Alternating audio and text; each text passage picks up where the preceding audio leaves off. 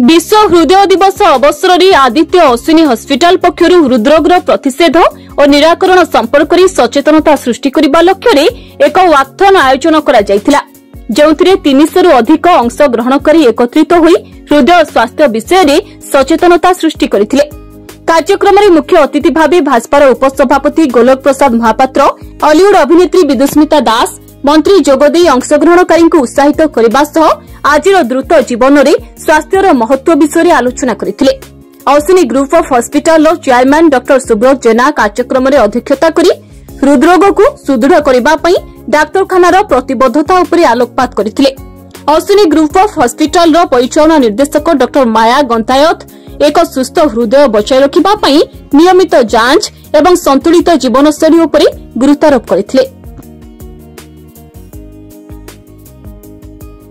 मु डॉक्टर सुब्रत जेना Ashwini group chairman. आज विश्व हृदय दिवस पालन आम करुचु समस्ते। ए जो वाकाथन आम आज सकाळे कले एटा एथिपई कले जे हृदरोगरू दूर रे रहिबा पई एक्सरसाइज, स्ट्रेस रिलीफ, उत्तम खाद्य सहित किछिटा शारीरिक व्यायाम मध्य जरूरी आ सबुठारु सुविधा व्यायाम हैला चलवा। तेणु मोर समस्त अनुरोध आज दिवस संकल्प करवा जे आमे सबुदिन मिनिमम 30 मिनिट संभव हेले 60 मिनिट चलवा, थरकरे हो बा दुई थर हो, किंतु कौन से दिन को बंद करवा नहीं। कारण आमे चाली रखिले आम हार्ट भी चाली रहिबो।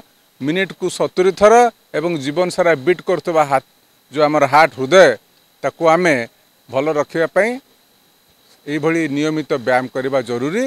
मो doctor Maya Gantayat, managing director Ashwini group of hospitals. आज दिन हूँ वर्ल्ड हार्ट डे 29 सेप्टेम्बर। सबू वर्ष यही दिन यही तारीख रे वर्ल्ड हार्ट डे पालन करा जाए पृथ्वी सारा अवेयरनेस करने कि आमर हार्टा हूँ सबुठू loyal organ in the body. जन्मरू लास्ट पर्यंत सेटा पंपिंग करी सबू ऑर्गन को ब्लड सप्लाई दिए। It is the most loyal organ for the body.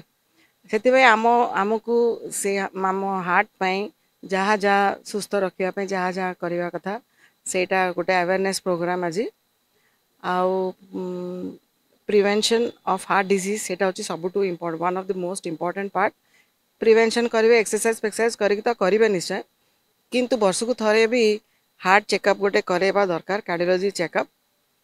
यही ओकेजन रे आमे आदित्य अश्विनी हॉस्पिटल रे भुवनेश्वर रे कार्डियक चेकअप बा हार्ट हेल्थ चेकअप रखीचु at a discounted rate 70% discounted rate करचु फॉर 2 वीक्स।